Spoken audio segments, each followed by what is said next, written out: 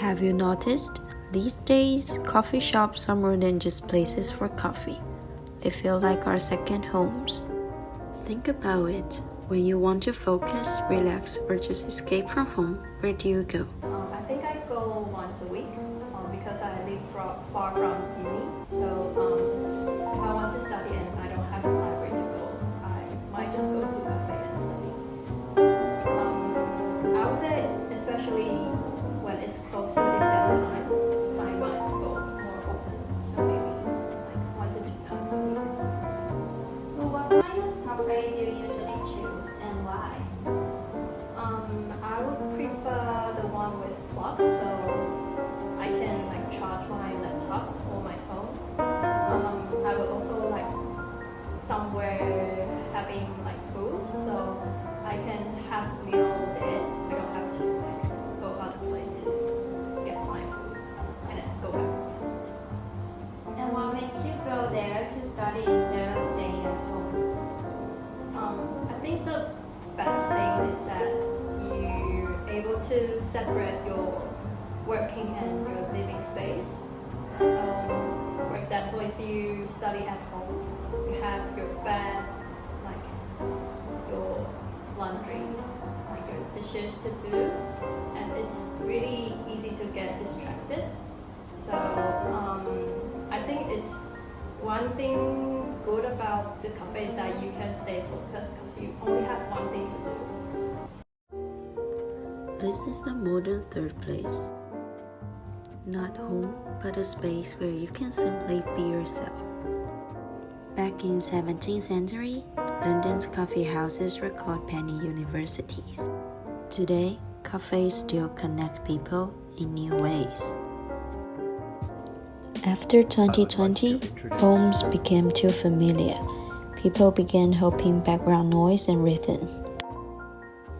Studies show that when a new coffee shop like Starbucks opens in a neighborhood, local foot traffic and business activity usually increase. This means coffee shops are not just places to buy coffee. They also help bring people together and energize the community as public spaces. Do you think it's worth paying for a cup of coffee just to get their working atmosphere? Yeah, for sure. Absolutely. Because I like taking photos. So after I finish studying, I can take a photo with the cafe. So in your opinion, how did coffee shops transform from just a single consumption space into living? That is a very interesting question, and I'll give you a little bit of a background. I don't know if you heard about some sociologists. There was Robert Putnam, Ray Oldenburg, and Eric Greenberg, and that's from the 90s. They were describing spaces that they were calling them civic infrastructure or third places or social infrastructure. And what they meant is that normally in cities we have public spaces when we meet people. We go to a park, to a plaza, but they said also that there are networks of spaces that are indoors that also serve as a public spaces, and they included places like any public buildings, libraries, but also cafes, restaurants, because they said they foster the community and social interaction between people, and quite often between strangers.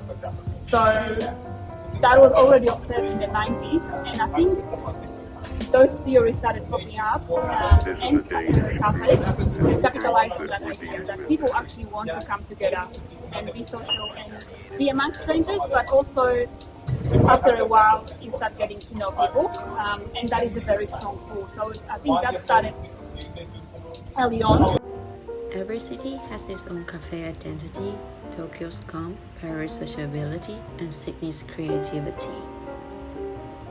Maybe cafes aren't about caffeine, they are where we rediscover what it means to connect. Next time you sit in your favorite cafe corner, look around. You're not just sitting in a cafe, you're home.